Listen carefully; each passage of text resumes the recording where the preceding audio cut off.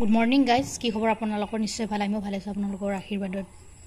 আজি এটা শাকৰ ৰেচিপি বনাম মানে অলৰেডি মই শাকবিধ ইয়াৰ পৰা ছিঙি নিছোঁৱে, ছিঙা ভিডিঅ'টো বাৰু কৰা নহ'ল। এইবিধ শাক এই টাপত এনেদৰে লগাইছোঁ। কি যে সোৱাদ হয় নহয় এই সেউজীয়া পাচলিবিধ, স্বাস্থ্যৰ কাৰণে ভাল। এয়া শাক ৰেচিপিটোৰ মাজলৈ যাওঁ। হে গাইজ, আজি আপোনালোকৰ মাজলৈ লৈ আহিছোঁ শাকৰ অন্য এটা ৰেচিপি। এয়া কি শাক আপোনালোকে ধৰিব পাৰিছেনে? এই শাকবিধ বনাম ইয়াৰে সৈতে। ইয়াৰ কাৰণে লৈ লৈছোঁ এয়া মাছ 4 পিচ লৈ লৈছোঁ, বৰালি মাছ হ'ল। তাৰপিছত পিঁয়াজ এটা ডাঙৰ কাটি লৈছোঁ আৰু কেঁচা জলকীয়া। এই শাকবিধৰ নাম আপোনালোকে কোনে কোনে জানে কমেণ্টত জনাবচোন। মই শাকবিধৰ নাম ভিডিঅ'টোৰ শেষত কৈ আছোঁ। দেৰি নকৰি ভিডিঅ'টোৰ মাজলৈ লৈ যাওঁ আপোনালোকক। অলৰেডি কেৰাহীত তেল দিছোঁৱে মই, গৰমো হৈছে তেলখিনি। এতিয়া পিঁয়াজ আৰু জলকীয়া দিছোঁ। এইখিনি অলপ ৰংখিনি কৰি ল'ম। এইফালে আকৌ এনেদৰে ভাত বনাইছোঁ চচপেনত। আপোনালোকক অলপ দেখুৱাই মই ভাত এনেদৰে বনাওঁ।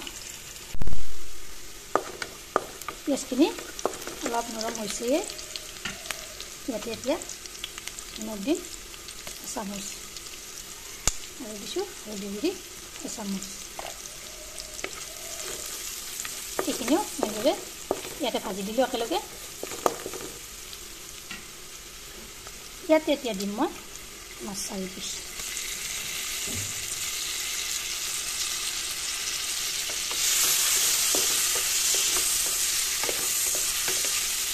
এনেদৰে অলপৰ কৰি উঠাই দিছোঁ মাছখিনি। এতিয়া 2 মিনিট 3 মিনিট সময় এনেদৰে কম জুইতে মই মাছখিনি ভাজি দি দিম। গেছৰ জুইটো এনেদৰে কমাই দি দিছোঁ।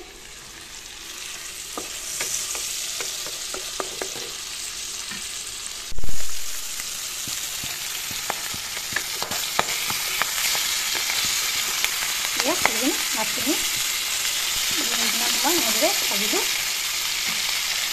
তেতিয়া পানী দিম।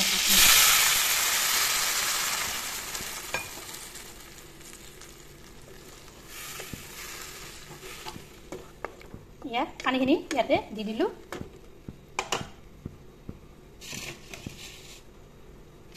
ইয়াৰ ওপৰত এতিয়া মই শাকখিনি দি দিলোঁ।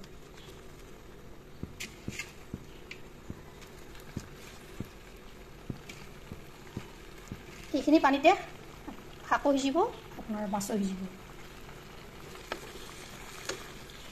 আপোনালোকে শাকখিনি কাটি দিলেও দিব পাৰে, মই এনেদৰে দি দিছোঁ। এয়া মই প্ৰায় 10 মিনিট সময় এনেদৰে উতলালোঁ।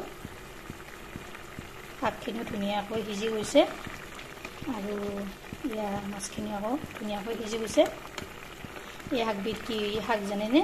মই নামটো কৈ দিছোঁ। এয়া হৈছে পিৰালি পালেং। এই শাকবিধ য'তে পোৱা নাযায় আৰু কিছুমান জেগাতহে এই শাকবিধ পোৱা যায়। এয়া মই ঘৰতে লগাইছোঁ। এই শাকবিধ মই সেউজীয়া পাচলিবিলাক খাই ভাল পাওঁ, গতিকে ঘৰতে লগাওঁ।